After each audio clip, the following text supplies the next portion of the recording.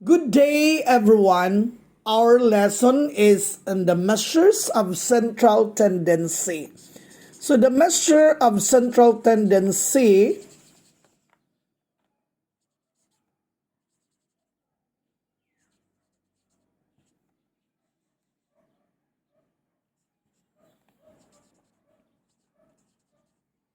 there are three measures of central tendency.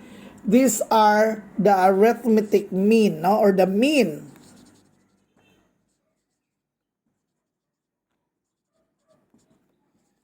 To solve for the arithmetic mean, we have the formula bar x is equal to the summation of your x sub I over n. What are these x sub i's? Their x sub i's are the data set which we're to consider in finding the mean. And our n are the number of the observed data or number of cases that we are to add in this case. So let us try to take a look into this data. These are the grades of 6 students who were chosen randomly from the 20 students which are considered as the population of the study. So our x sub i's consist of the following.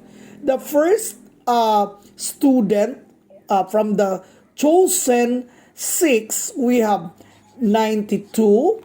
Then the second one is 84. Then the third one is 65. Then we have 76. Then 85, 88, then we have 90. Okay. Now, having all this, let us try to consider our n. Determining our n, we have to count 1, 2, 3, 4, 5, 6. So that speaks of our n. Now, applying these things in the formula, we have to consider now our first. So since it is a summation, so we'll add. So 92 plus 84 plus 65 plus 76 plus 88 plus 90. Okay?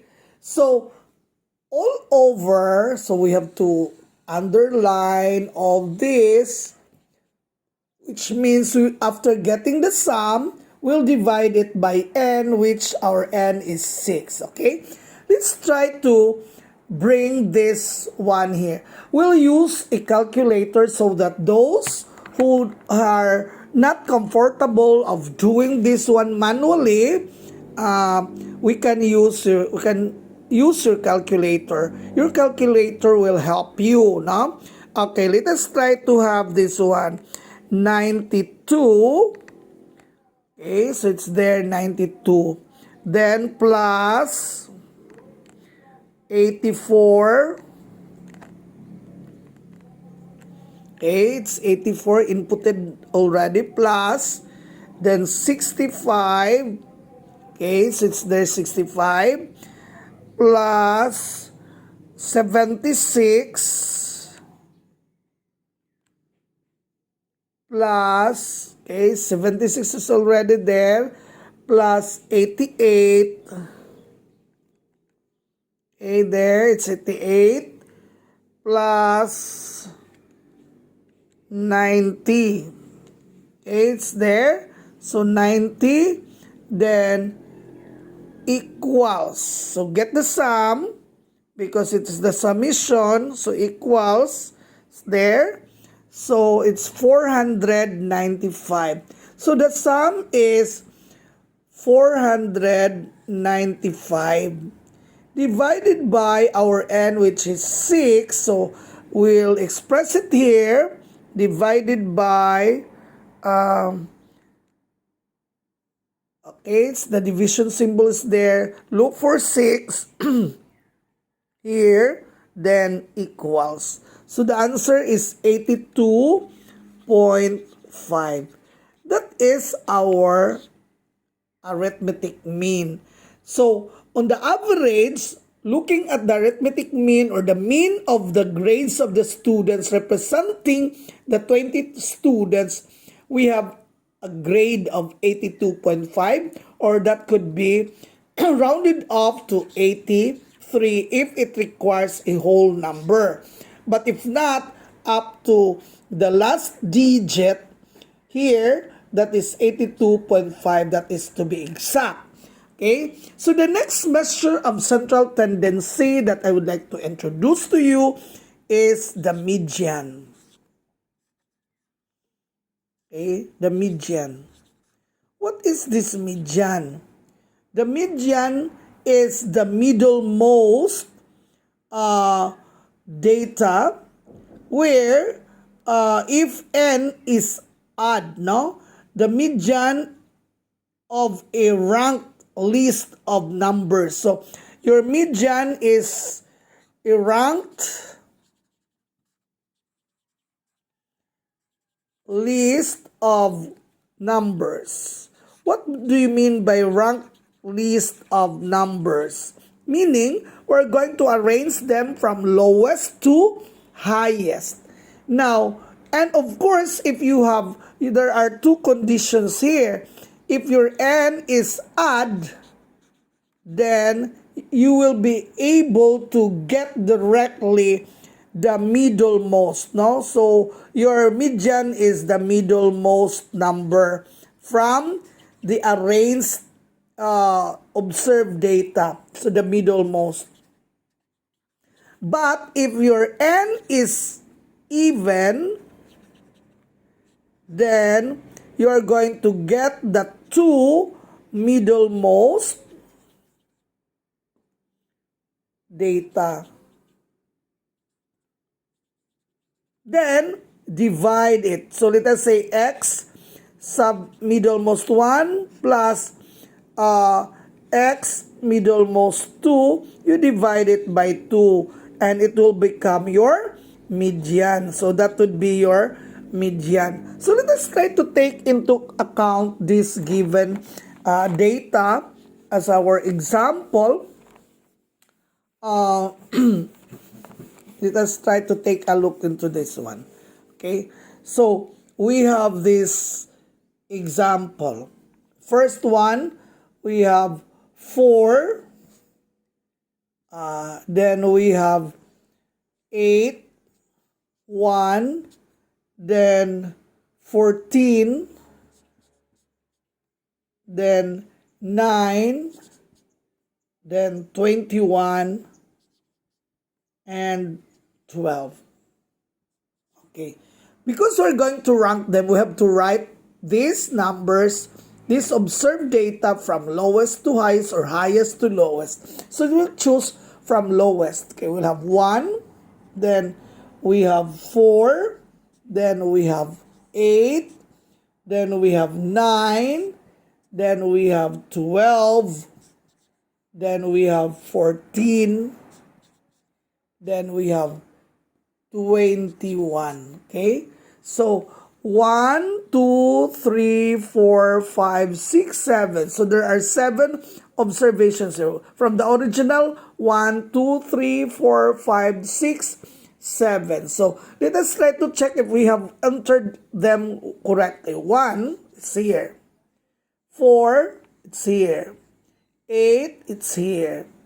Then 14, it's here. Then 9, okay.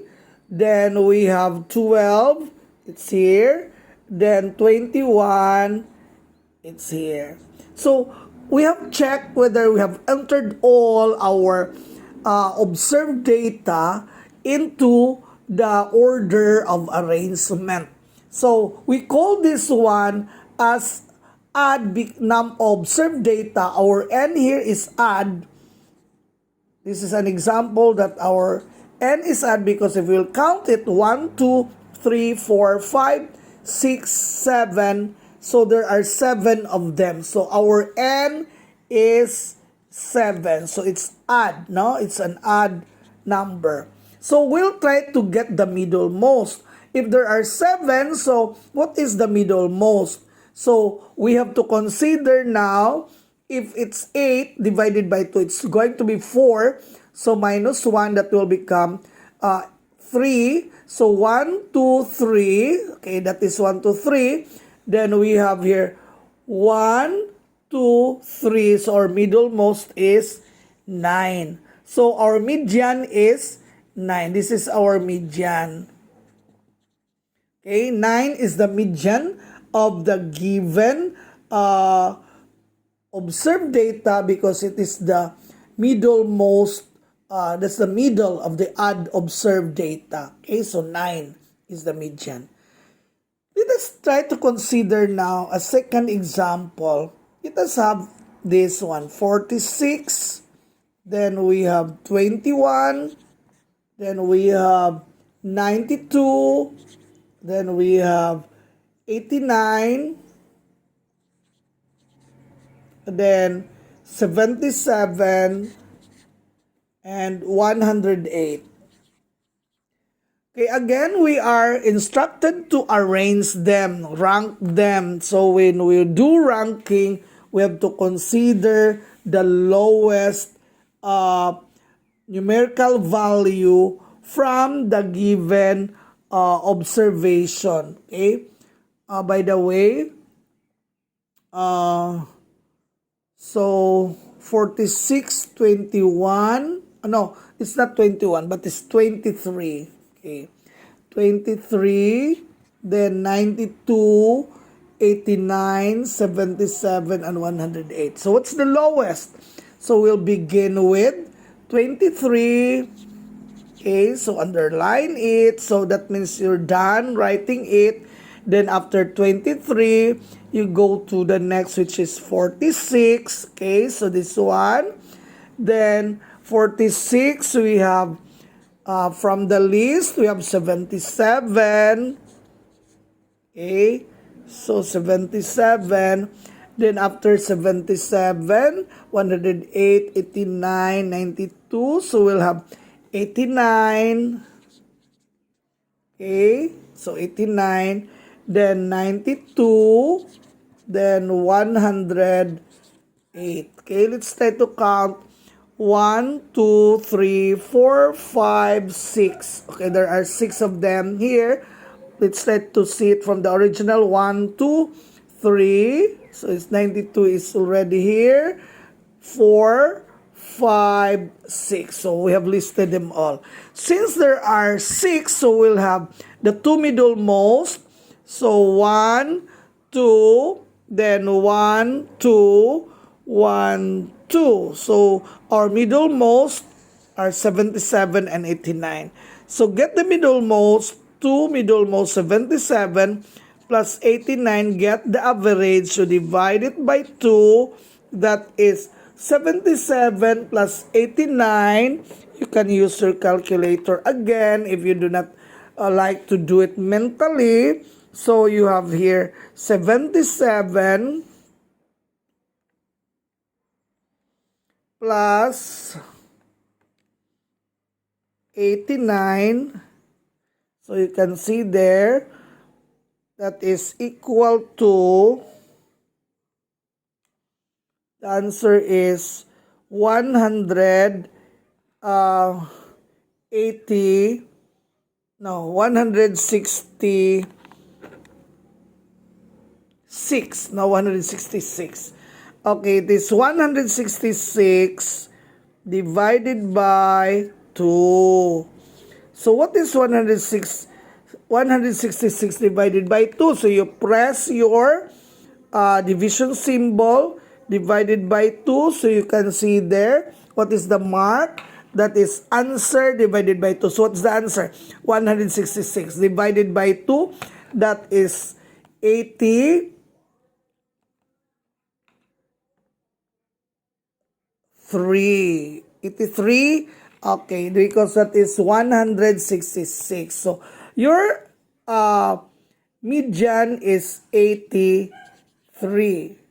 Okay, so that is our answer for this given example, which your 83 is cannot be seen from the list because we are actually dividing the two different common different observation from the ranked data in number 2. So that is why we have 83 as our answer. Thank you. And then let's try to move to the next, which is the third one of the measures of central tendency, that is speaking about the mode of the set of data. For example, if you are going to consider in your research, what is the mode of transportation in your place? So you might have the list of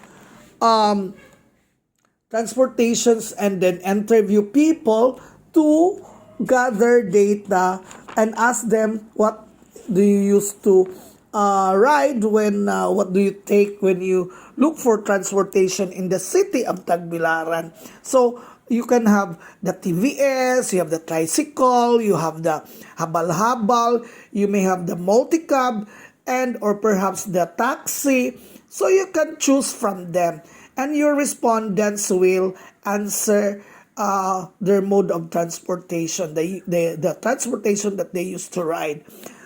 So definitely they will answer perhaps TVS or tricycle, or most probably habal-habal, because these are the common observed transportation that are seen in the city. Now, let us take into consideration what is mode. Mode is the mode of a list of numbers, no? Is the number that occurs most frequently, no? It is the from the list of data, it is the most frequently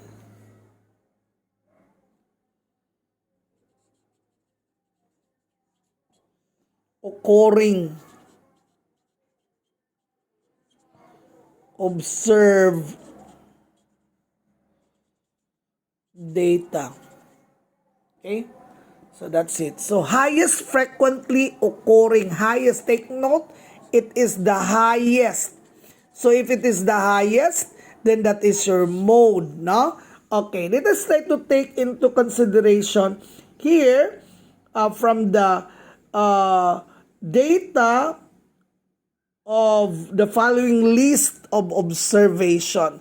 Okay, let us try to take into consideration here 18, then we have 15, then we have 21, then we have 16, then we have 15, then we have 14,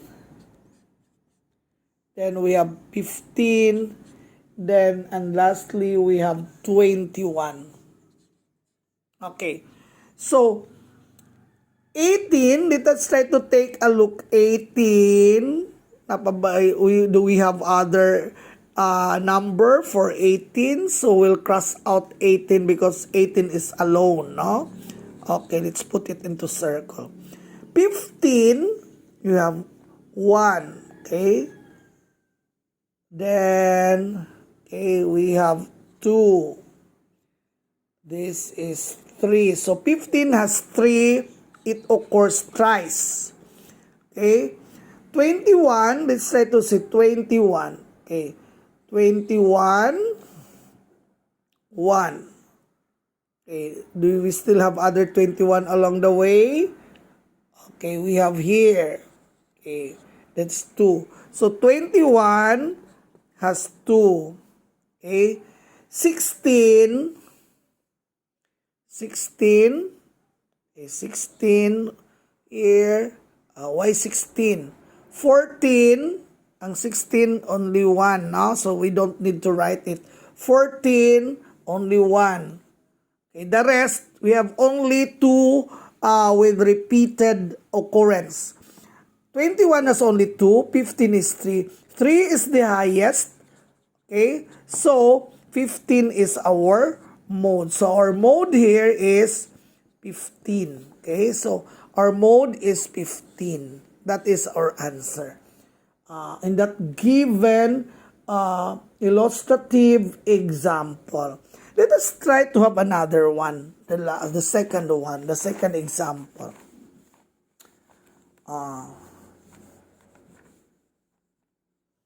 Okay. Let us have letter B. The following are given. So we have 2, 5, then 8, then 9, then 11, then 4, then 7, and lastly, it's 23. Okay. Here, we have to consider first 2. Is there any other number that is 2 here? None. Okay, so it's only 1. 5. Okay, 5. No other 5. 8.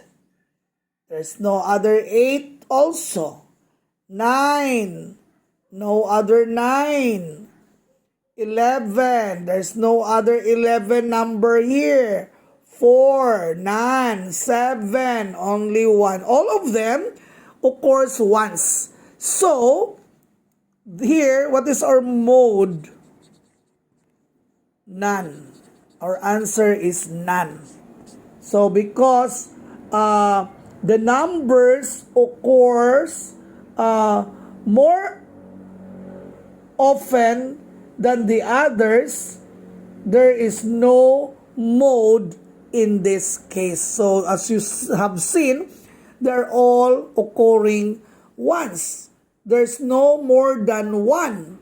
No number is repeated in this given example. So the mode, we don't have a mode in this given example. Thank you and good morning. Please follow in YouTube so that you will be updated of our activities, and then I'll be posting in our Google Class our your activities to be completed. Thank you and happy Wednesday to all of you.